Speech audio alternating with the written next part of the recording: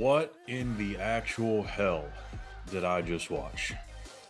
That was my first thoughts at the conclusion of West Virginia's game against Iowa in the second round of the NCAA tournament.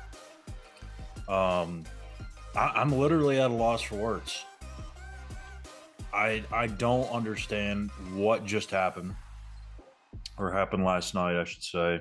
An embarrassment, really, for the officials.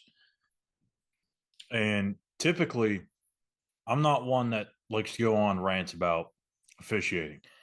It'll happen every now and then, but it needs to have a lot of substance. And in this case, I think it does. I mean, all you got to do is just look at the stat sheet. And really, I didn't even have any idea what the free throw discrepancy was until I checked at the end of the game to kind of just see if what I was watching was actually true. And it felt like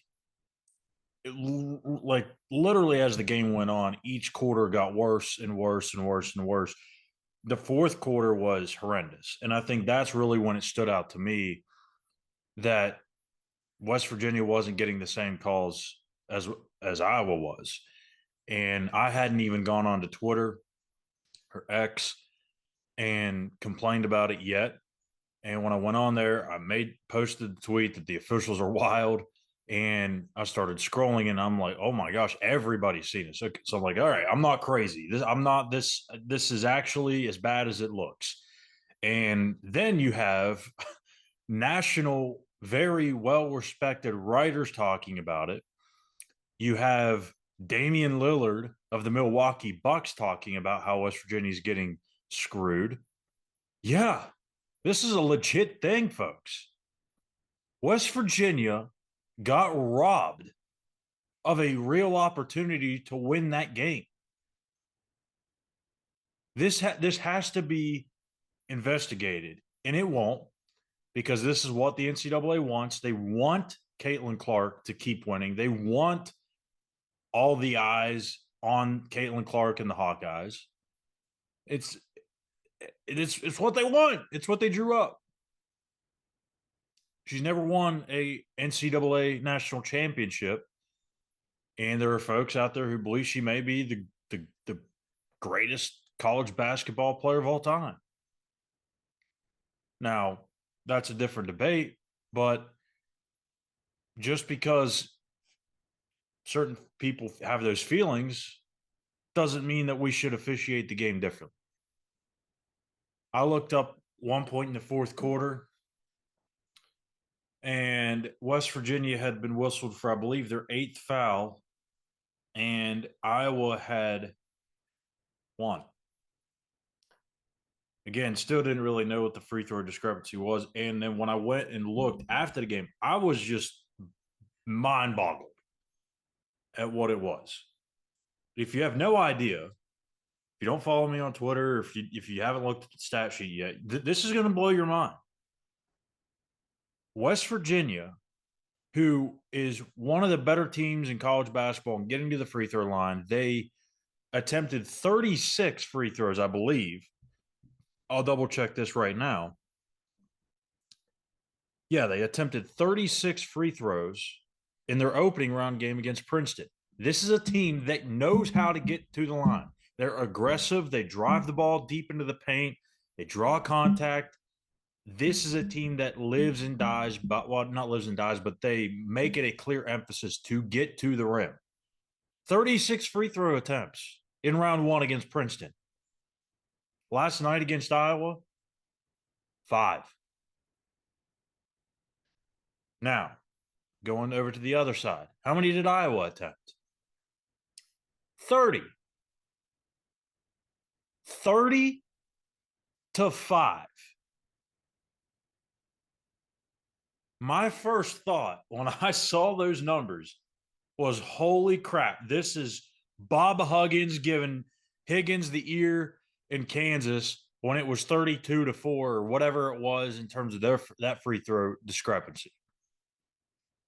That is unreal. When you look at this stat sheet from top to bottom, it is West Virginia or damn near dead even in every category, except free throws. So, what does that tell you? If the game is called the same way on both ends of the floor, West Virginia is going to win that game. 100%, 10 times out of 10. Field goal percentage, 33, basically 34% to 36% in favor of Iowa. 3-point percentage, 26% to 22% in favor of West Virginia. Rebounds, 35-42, Iowa. 14 assists for West Virginia to Iowa 7. West Virginia 8 steals, Iowa 4. West Virginia 4 blocks, Iowa 5. West Virginia 9 turnovers, Iowa 15. Fast break points, West Virginia 13, Iowa 6. Points in the paint, 24 and 24. But free throws and fouls, we're going to throw this in there too. West Virginia got whistled for 27 freaking fouls. 27. Iowa, 11. I mean, I've seen these types of games unfold before.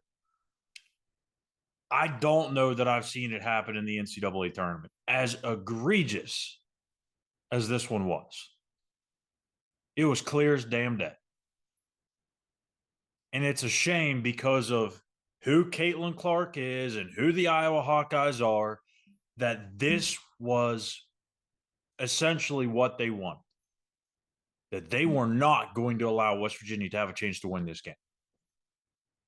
That's a shame. These ladies had a terrific season and could have put the punctuation mark on it and then some with a win over Iowa. They took that away from them. Absolutely filthy work by the officials in that game. But I could go on and on about this, and I could really probably sit here and spend 30 more minutes complaining about the officiating, but I'm just not going to waste the energy. Nothing that we can do about changing that. And again, I don't really care how the game resulted or how the game comes out. But if you call it fair, we know what the result would have been. That's my problem. And it's not just this game. And I guarantee you, I'll watch Iowa throughout the rest of the tournament. This is probably not the last time that they'll get a nice whistle. It's an embarrassment on the sport. Women's college basketball is the last thing I'll say about the officiating. Women's college basketball wants to gain more popularity, gain more eyes, and more attention. And they are every single year, no doubt about it. And because of players like Caitlin Clark, sure. But you know the one thing that the women's side doesn't really have a lot of? Drama. They don't have drama in March Madness. It's damn near chalk all the way through most years. How cool would it be to have a Cinderella story right now, knocking off top player in college basketball? I don't understand why that's not allowed. You would think that would draw maybe even more eyes.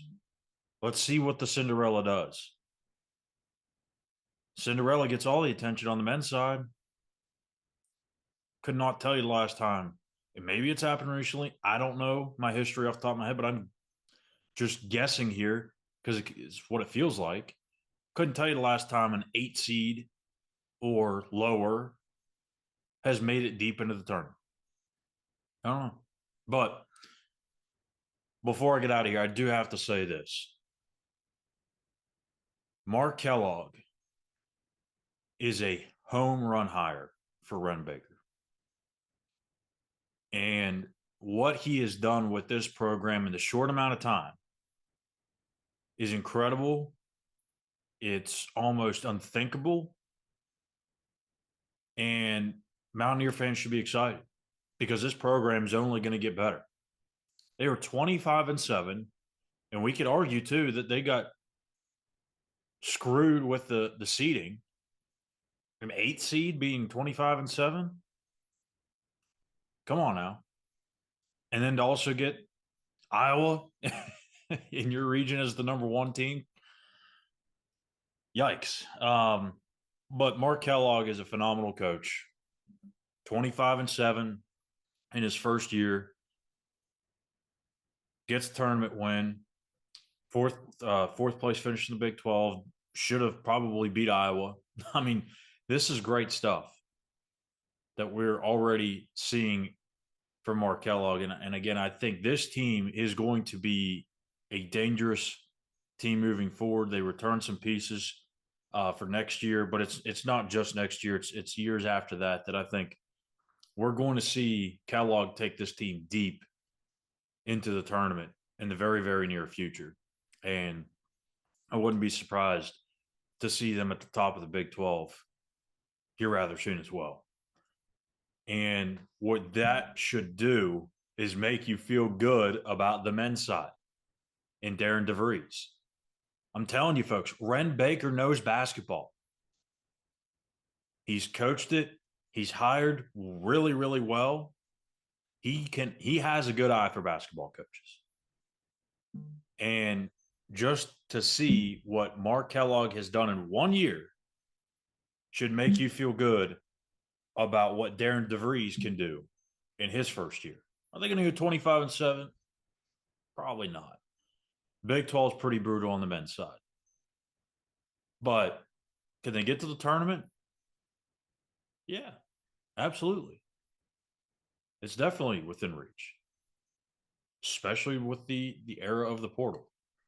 So trust in Ren Baker, but also a major, major round of applause, a hat tip to Mark Kellogg and those ladies for a tremendous season.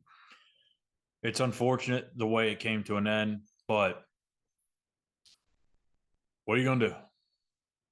So they got that experience. They got that win. Now they'll be able to return next year and have some of that chip on their shoulder remaining from this year's loss to Iowa. So hats off to them. Terrific season. West Virginia women's basketball in really good hands. And that'll do it for me here today on Between Eers. Make sure you click that subscribe button on YouTube, which is exclusively where this show and all of our shows will be moving forward. And you can hit that thumbs up button as well. It really helps us out. Give us a follow on X at that same handle, Mountaineers Now. And we'll see you guys back here tomorrow morning. Take care.